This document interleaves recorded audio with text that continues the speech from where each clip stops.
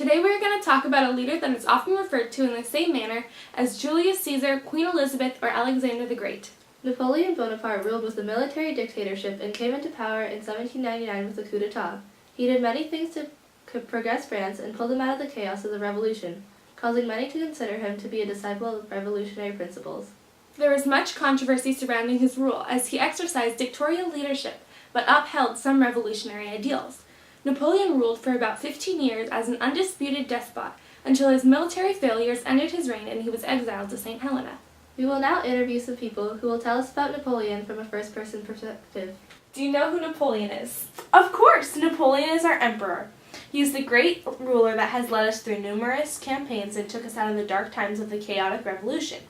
At least they teach us about his successful military campaigns.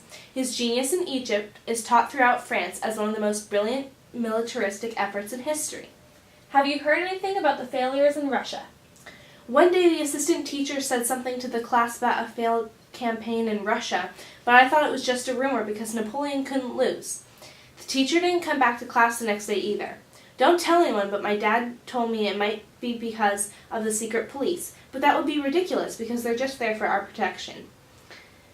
But that day, the Joseph Fouché showed up for a few seconds. I have to go back to class now. We're learning about Napoleon's defeat of the First Coalition. Thank you. What do you think of the Napoleonic Code?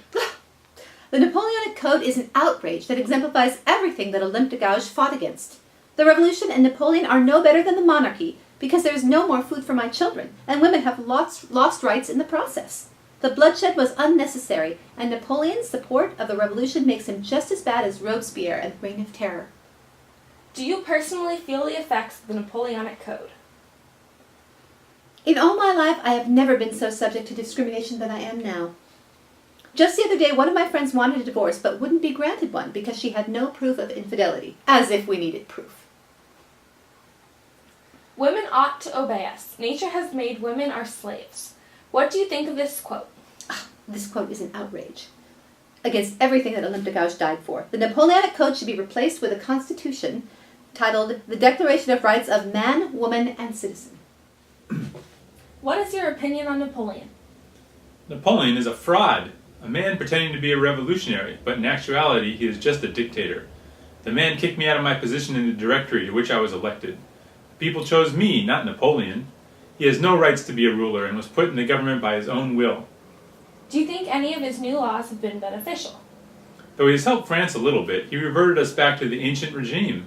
The bloodshed that came out of the revolution was horrific, but it served its purpose.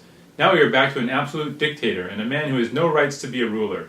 Even I can see through his dysfunctional legal system.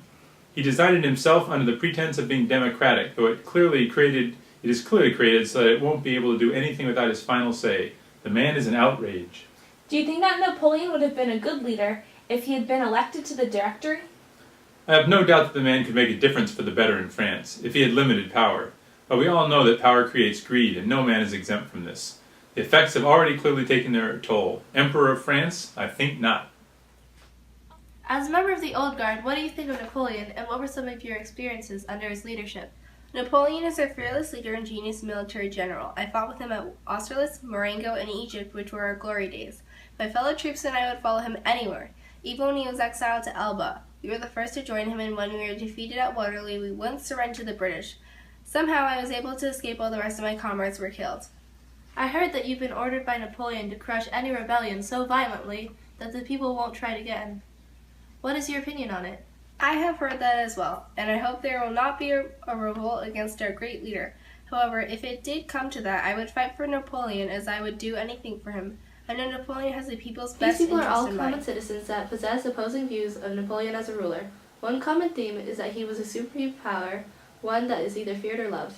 This kind of power would not belong to an individual if they were to be upholding the ideals of the French Revolution: equality, liberty, and sovereignty of the people. Napoleon was really just a dictator that was using his impressive military skills, control of propaganda, and power in the government to create his own empire. The common girl from school learns only of the glory days of his military campaigns, all of which were controlled through intense propaganda. Mothers everywhere feel the harsh backlash of the Napoleonic Code as their status in society is belittled in comparison to men's. Napoleon used his military to take control of the government, deciding for himself to replace the government of the people. Though he dressed in revolutionary clothing, Napoleon was a dictator of France for 15 years under the pretense of being a revolutionary.